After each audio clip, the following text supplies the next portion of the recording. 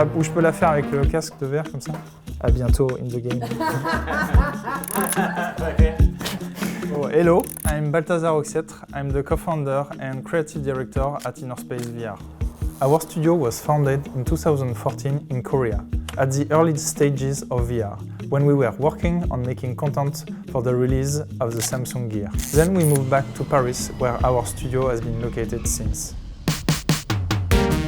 The area where we are is at the north of Paris. It's a popular suburb. The town is called Saint-Ouen.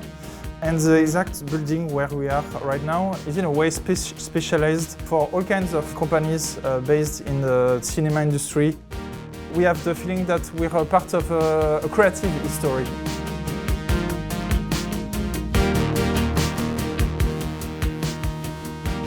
I'm doing a lot of things here, so mostly I'm supervising the project, but I'm also hands-on on many parts of the game. I had a more traditional course and graduation in cinema. But I wasn't really excited to enter in the cinema industry because I felt that a lot of things had already been said. And also, as I was growing up, I was really fascinated by the potential of video games to tell stories. There you are. That was fast. After making a movie the first year, I really decided to move on to using game engines. So I've heard about this place called Le Frénois, where some artists were experimenting with new technologies to try new stuff beyond the traditional language of cinema. When I was still in school doing this graduation project in VR, I spent almost all the grant I had on buying a really crappy headset, so that was before Oculus. And this headset called the Z800 had only 800 by 600 pixels, and I was doing all sorts of stuff to make it work.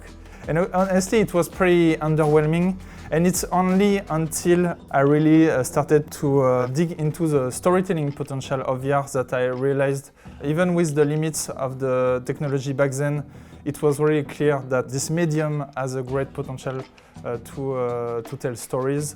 So even if I didn't have an entrepreneurship and business background, there was a lot of opportunity, and we had a lot of help with Hayun, the co-founder of the company. We were able to start the company and start looking for more ambitious projects. It's project by project that the team at Innerspace grew gradually, and I would say organically, depending also on the opportunities and the project we had to make. We started with a really small team. And with this small team, we started to experiment and work on our first really big project, which was La Pairie, Firebird. All this experience, where La Pairie we created, was a short experience driven by this single dancer character that you can interact with. We won a few awards for the artistic direction, but also the fact that it was interactive. I continued to work along that line and try to explore the potential of interactions that became A Fisherman's Tale. Every morning, the fisherman's pap had to walk, and he began his day the same way, except this morning.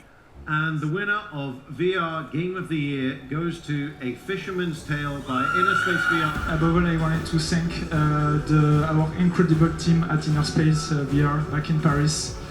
They put so much effort and care into this project. Congratulations.